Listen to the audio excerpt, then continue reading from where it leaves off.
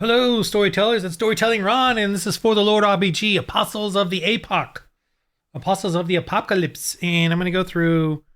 This is a little different than the Dark Ages setting in the sense of there's a little bit more freedom here, I got to admit. The Dark Ages, I'm still delving into it, and I'm making a.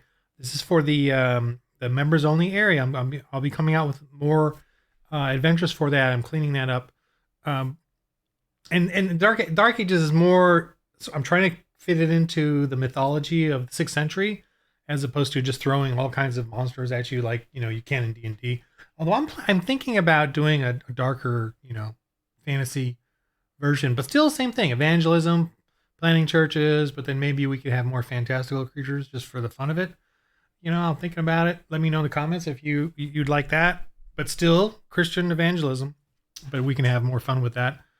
I do want to do like a catacombs in Rome, or I think in Rome in the 6th century. 6th century, 7th century sounds very interesting because it sounds like Rome was very depopulated, a lot of empty places, plagues and the wars and the sieges. So there was a lot of empty buildings, and there was a closure around that time of the catacombs till the 15th century or whatever, or 16 or 17, 18 when they discovered it, somewhere in there. The catacombs, but they were closed off during the 7th century. Why? I don't know, man. I'm definitely going to have I want to do that. Like there's a dark dungeons, dark delving, dungeon crawl for that. And I'm planning on doing that. I want to do that one. I'm pretty excited about that because I am kind of wanting, we do want like that adventure stuff and letting go and just having fun like that. It'll still be the same rules, the same clergy. There'll be, I don't know if you will be evangelizing cannibals in the catacombs, but there'll be some evangelism or rebuking for sure, and maybe bringing some of them into the light. But it'll be much more dark and brutal, and dungeon crawling and catacombs. I mean, this is real stuff. There's hundreds of miles of this stuff or whatever down there, and even today, there's still more unknown.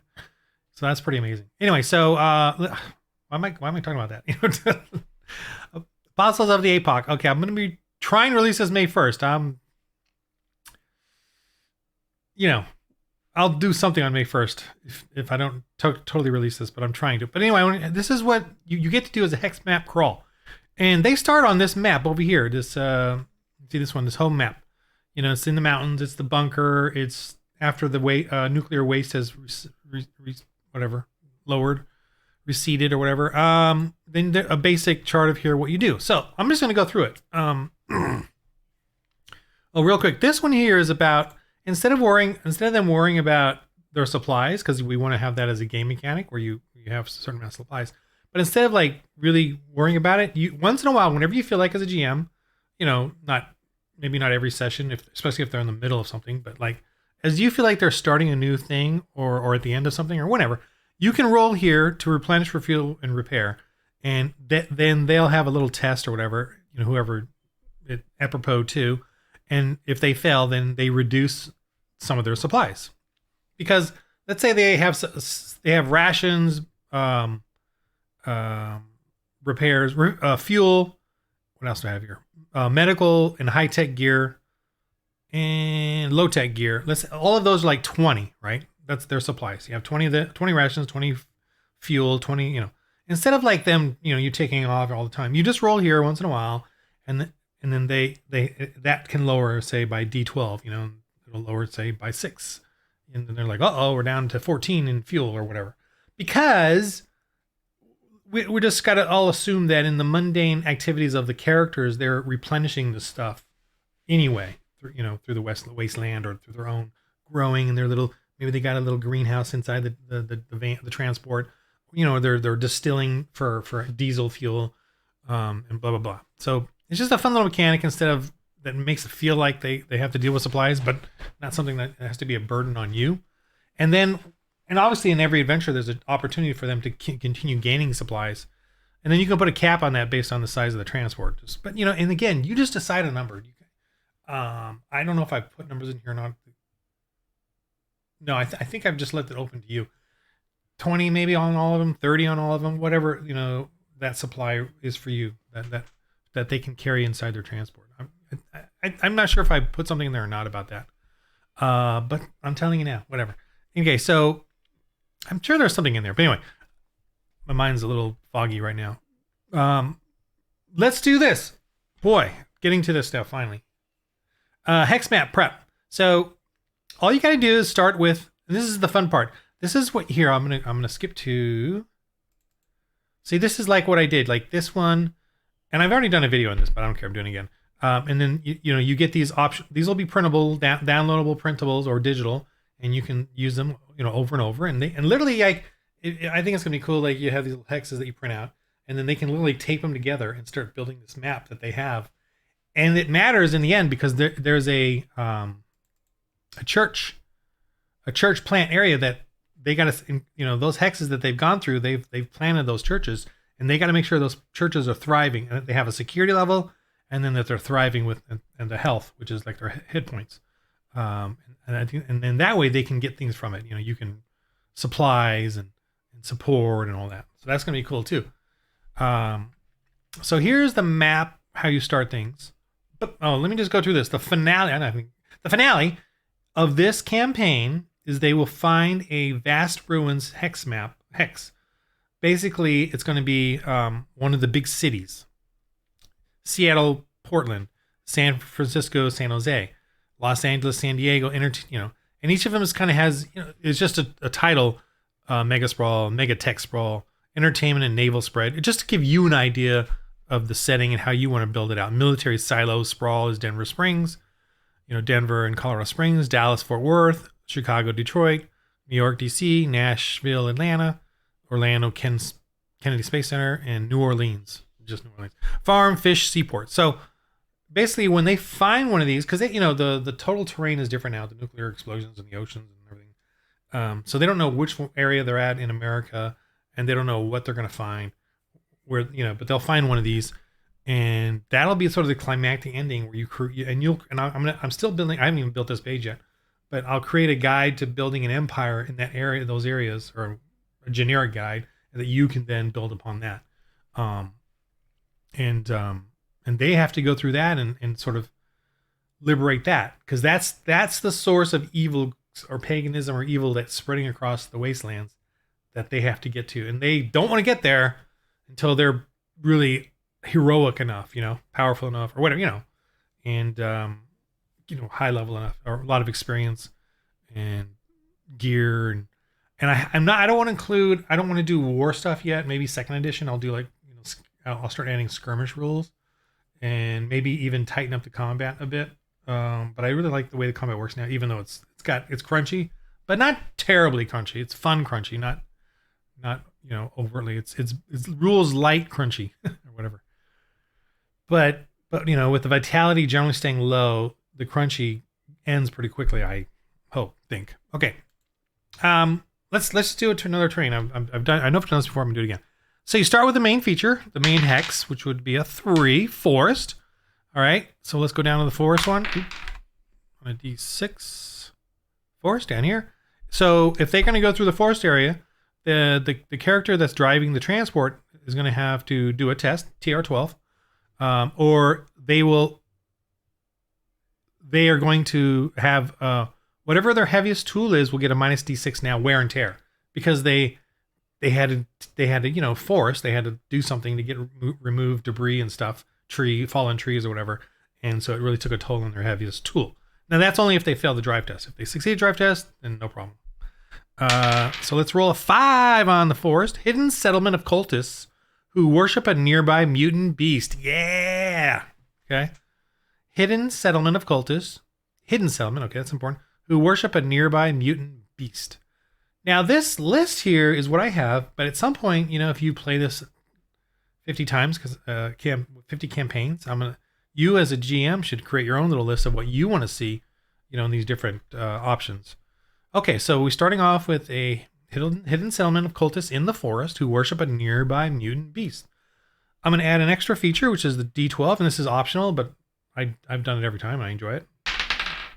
3. Strange weather lowers ranges maneuvers. Oh, okay. So I'm going to do a misty forest, right? Lowers ranges. I mean, it could be rain. I could do rain. I could do, I'm doing mist.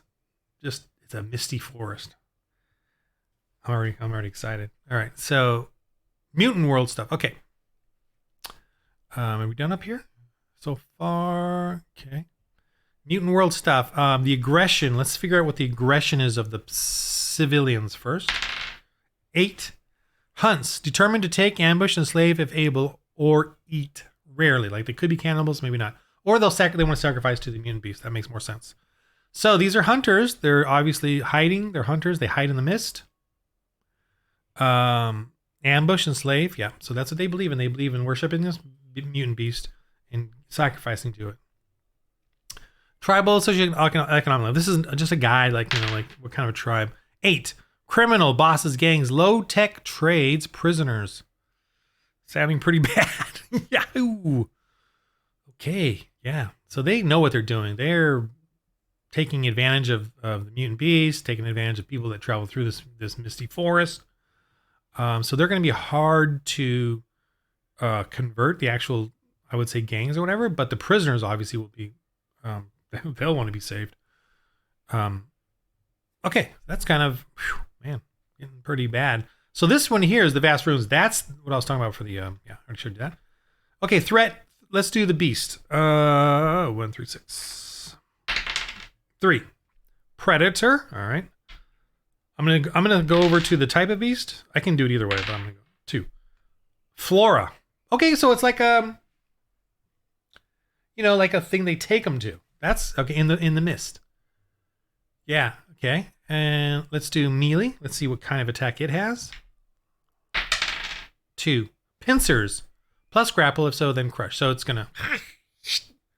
So they capture and then sacrifice to the thing. Wow. Okay. I mean, that's scary enough right there. I don't. Yeah. Okay. So, what else? I think that's okay. Let me see. Just for the fun of it, I'm gonna do what kind of salvage they might find in the area. And now this could be, just their roll. Their roll determines what the salvage is. If they roll above the TR12, the DRR, die rank. I can't remember myself. Die rank result. Die rank result is whatever is above a 12. So it needs to be. So a 14 is a D4, a 16 is a D6, an 18 is a D8, and then you roll on this based on their search or awareness or whatever trait that the player describes as being the way they did.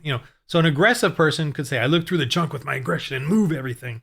Okay, fine. Add your aggression to your roll. An intellect. I carefully investigate the area and look at what is what. And okay, well, then you use your intellect.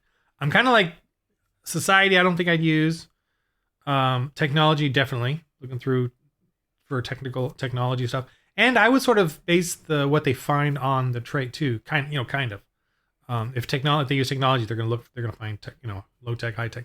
If they use intelligence, I think they're going to find high tech to med gear, med supplies, or food, maybe rations. I don't know. But this kind of does tell you what they would find actually with the direct result. But you can decide however you want. I'm going to roll it just for my own fun. 11 medical supplies. So I'm going to say that the flora they realize is a real, if they had used an intellect roll, is very high, like antibiotic, whatever. So if they harvest it, they will get a lot of medicine out of it. Do that. Okay. I could roll this conversion possibility.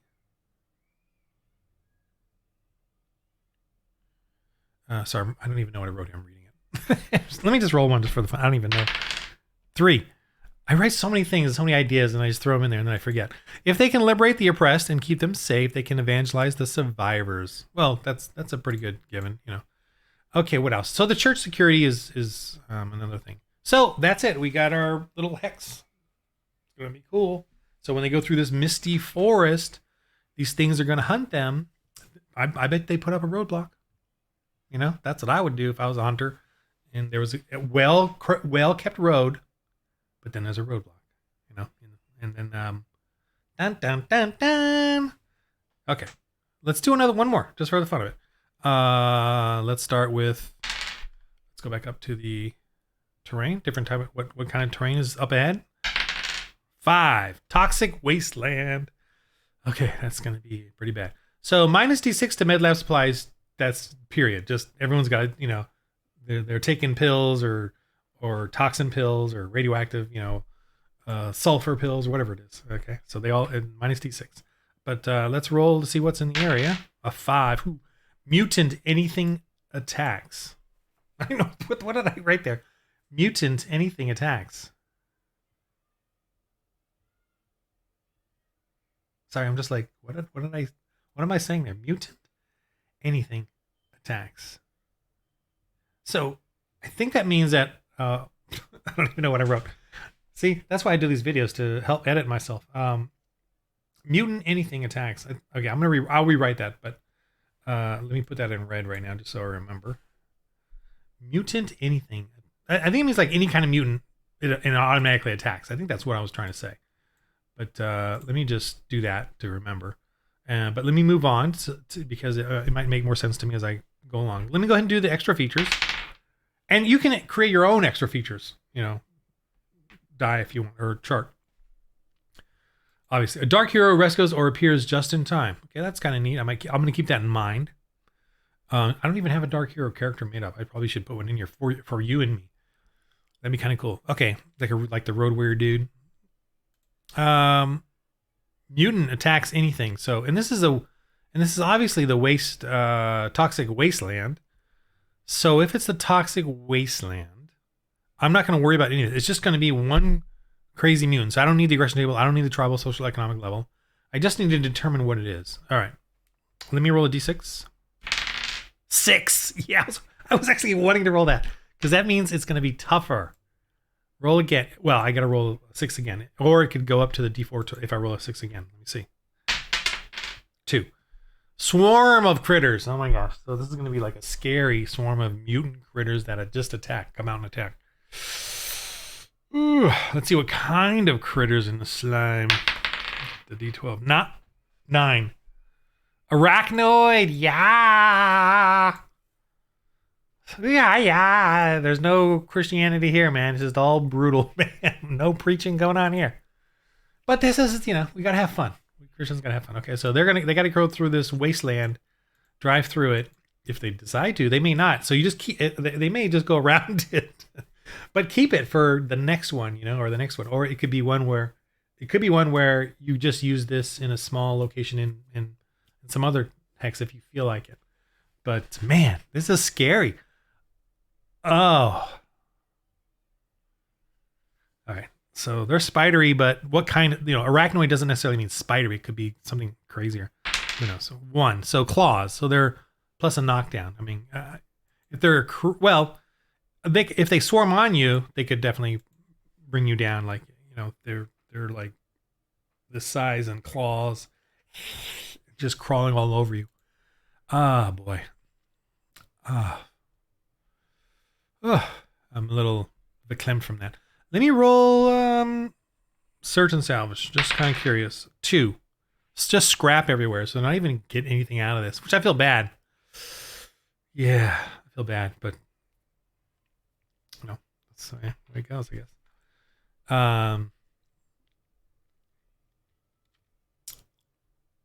Now, okay, so how would I make that beast? I do have a beast chart here. Creature abilities. I definitely make them critters, but there's just going to be so many of them. So they're going to have mainly a +2 to attack, but if they swarm, the die rank is D4, means that's kind of what I'll use for whatever. So I'll probably do a D4 swarm. If they can grab onto you something, they'll swarm, and then that'll be like a bunch of them on you and bring you down. And then if that happens, they get that D4 to attack as well. So, and maybe to a damage. So damage is D4. It'll go to a D6. Something like that, Vigor will be 4. Each of them will have 4. I'll make it cool like that. Maybe armor. Well, they are arachnoids. Well, arachnoids tend to not have much armor because they're not crustacean. Not insectoids have armor, but arachnoids tend not to have that much armor from what I recall. Not really. you know. Abilities, maybe one, which is the swarm. So they'll attack, and then I'll do an additional. If they hit by a certain number, then they'll attach onto them. They're something like that. I'll figure it out later. I don't want to go into too much detail right now, but something like that. They'll have a swarm attack, something simple. Here, swarm. Make your version together buys one unit, like a swarm of festering worms. Well, I don't really have this rule in here right now. I do. There's some swarm critters that I'll include, but I don't. It's a different swarm than this. I consider these things to be a little bit bigger than that. These are meant to be tiny little guys at the moment. I did take out the mob of horde rules because the combat felt kind of crunchy, so there is that concern. But I'm not going to deal with that right now. In this edition, I want you guys to just focus on singular combat because the fighting is cool and intense, and you can get hurt by small creatures even when you get like higher level. There's no higher levels in this game. You're just improving your stats. Okay, that was it for that one. I'm gonna do another one. You guys can just, stop watching or listening at this point. I'm just gonna do another one. I don't care. All right, one more. All right, so oops, I gotta go back up to the. Let me roll. I rolled a 2. Flatlands arid. Okay, where's that? It's there. I'll roll a 2 again. I just put in creatures. Insectoids or avians. Okay. Technology or intellect test or minus D6 to rations, right? Someone's not paying attention to the rations. And it's flatlands arid. And rations refers to food and water, so maybe they're running out of water here. Insectoids or avians. Okay, so they're going to be harassed by them for sure. Let me roll a D12, though, for extra features. And 6. Location has extra resources. All right, that'll be worth it to them. Insectoids or avians, extra resources. Okay. All right, the Now, that's technically the role I had for the very first adventure too. That sort of combo. 1, flees if notices. So they're gonna flee. They're gonna hide. And I did termites the last time, giant termites. This time, well, let me roll to determine. First, Well, there's no civilization there. It's just the insectoids or avians. And if they flee if noticed, it could be bugs or it could be avians. But they got extra resources. So let me roll what kind of creature? 2. Swarm of critters again. All right, that's fine. Yeah, that's kind of where this is going. Let me roll the type of beast, even though I already know. Maybe they'll give me another hint. Dinosaurian. Okay, so let's do pterodactyl-y looking dudes. What else? Let me see. Melee. 5. Tentacle plus grapple. If so, then bite attack. Wow. Dinosaurian avian with tentacles. Flying snakes? Could have flying snakes. Yeah. All right. Then what would be... I'm going to roll on the rare table of salvage. Let's do it. 3. Oh. New exotic rare location or ruins city nearby. Info on a new exotic rare look. Okay, so up in the high things, there are these creatures that guard a temple. And we go there to give them, but they always fly off. But they can be dangerous. So, now this one's harder to figure out. But I mean, it's there. It's in my head. But it's a little strange. It's definitely a strange, some sort of secret laboratory or old fort, or place. You know what I mean? That has these flying serpents. With I would say flying serpents because then they can wrap around, and then if they do wrap around, it's like constricting and they bite. And it's not poisonous; it's more of constricting. But I'll figure that out. But they'll be, boa constrictor size, not giant boa constrictor, but like at least enough to choke you or get that bite in if they attack. And they'll only attack if you go for their resources. What would they want to defend, though? What would they want to protect? Something that keeps them alive, obviously. Like a laboratory that made them? I don't know. I have to figure that out. I can't really think of it on the top of my head right now. There's just so much that I've just done right now. It's like too much. I'd have to sit somewhere quietly for a while and think about it to get that going. But you get how this works? That's how all the hexes can go. And you're going to get all kinds of cool stuff in here. This one, the Vast Ruin. Oh, I didn't even know I had this. So this is the Vast Ruins one. I'm going to move this out of here and then put it at the other page. And then you can go to that page for the guide to that, because you can only get it on rolling a 6 and a 6. If you roll a 6 here and then some of the others, you increase the threat somehow, or you add in a society and a beast, or if it rolls a beast, then add in a cult. If it rolls in a cult, then add in a beast, kind of thing. Some of these already have that, but this one, the 6 is meant to give you a little more than that. So some of these hexes could just be one simple encounter, like the flying snakes with one precious location. I would think that the resource, I know I rolled, the info on a new exotic rare location or ruin sitting nearby, but I would choose then this one because it makes more sense. Exotic rare location, and it must give those snake creatures some way to live, like whether it's water.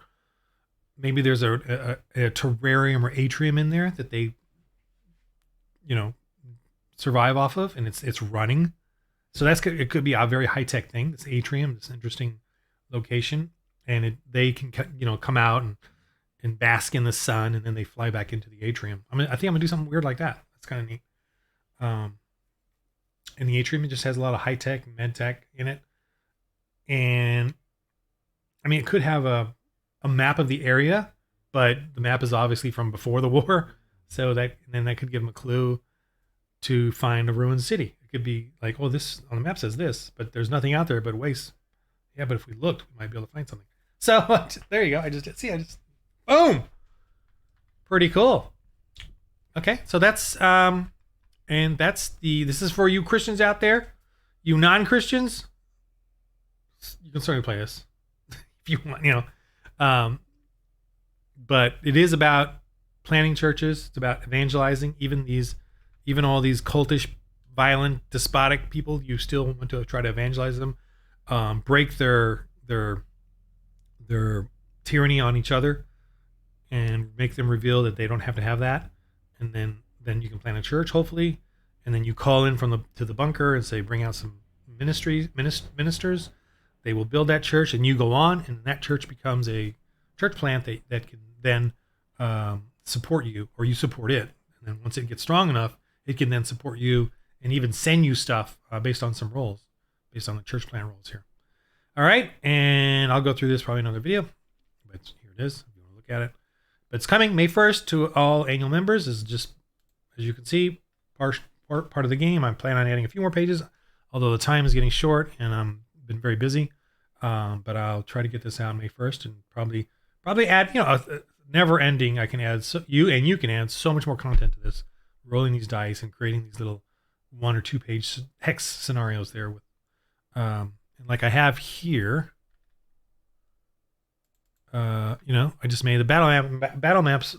Oh, this is the one that I did with the arid wastelands and the termites living underground and hiding, and they had some technology in there and stuff that they explored. And then I just created these, very simple based on the game stats and all that. And I did this early on too, even before I changed these to vitality. Or no, this should be vigor because it's the bad guys. Vigor 10. And vigor and vitality again are the same thing. I just use vigor for the bad guys and vitality for the good guys. All right. So anyway, thanks for watching this, and hope this was fun or enjoyable. And remember, in your game of life, roll holy dice.